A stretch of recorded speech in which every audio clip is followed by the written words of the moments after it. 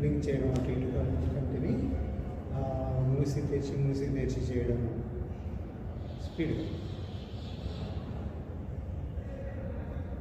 ఇది ఒక 2 నిమిషాలు చేయాలి. అలా బ్లింక్ చేస్తాం, ఇంకేం చేయాలి. ఇప్పుడు థమ్ గేజ్ అంటే బొటకన వేలు చివర, బొటకన వేలు గోరు ఉంటుంది కదా, ఆ గోరుని చూస్తూ ఆ చెయ్యి ఎటు తిరిగితే కళ్ళు దాన్ని ఫాలో అవుతూ ఉంటాయి. కళ్ళు కూడా అలాగే తిప్పుతుంటాయి, తల మాత్రం తిప్పకూడదు. ఇలా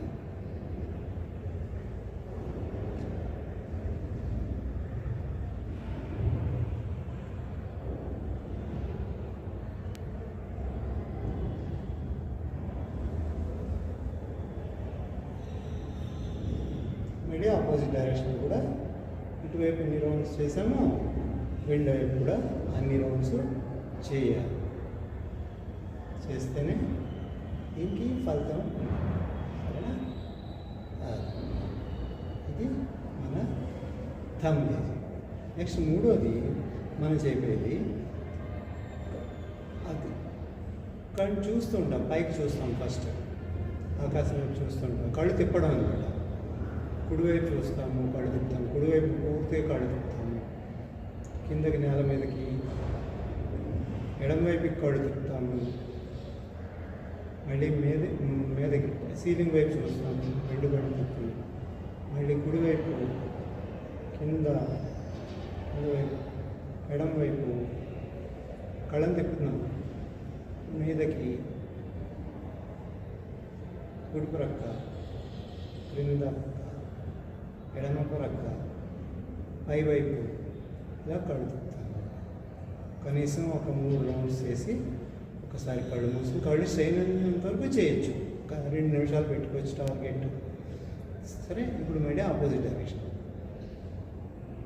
ముందు కళ్ళు పైవైపు చూస్తున్నాం, ఎడమ వైపు చూస్తున్నాం, కిందకి, కుడివైపు, పైకి, ఎడమవైపు, కిందకి, కుడివైపు, పైకి, ఎడమవైపు, కిందకి, కుడివైపు, పైకి, ఎడమవైపు, క్రిందకి. ఇప్పుడు కళ్ళు మూసుకుంటాం. ఇలా కనీసం 2 నిమిషాలు చేస్తే ఏ ఆసనమైనా ప్రాణాయామమైనా కనీసం 2 నిమిషాలు, అంతకంటే ఎక్కువ చేస్తేనే ఫలితం కాదు. ఇప్పుడు పామింగ్, ఇది కూడా ఒక కంటి వ్యాయామం. ఏమి లేదు, 2 చేతుల్ని బాగా పాముని ఇలా రబ్ చేసి దీన్ని ఇక్కడ వేడి పుట్టింది కదా, ఆ వేడిని మూసి ఉన్న రెప్పల మీద మెల్లిగా పెట్టుకుంటాం. ఇలా దీన్ని, ఇది ఒక మంచి సూక్ష్మ వ్యాయామం, రైట్. కళ్ళకి మంచి రిలాక్సేషన్ ఇస్తుంది ఇలా చేయడం వల్ల. సో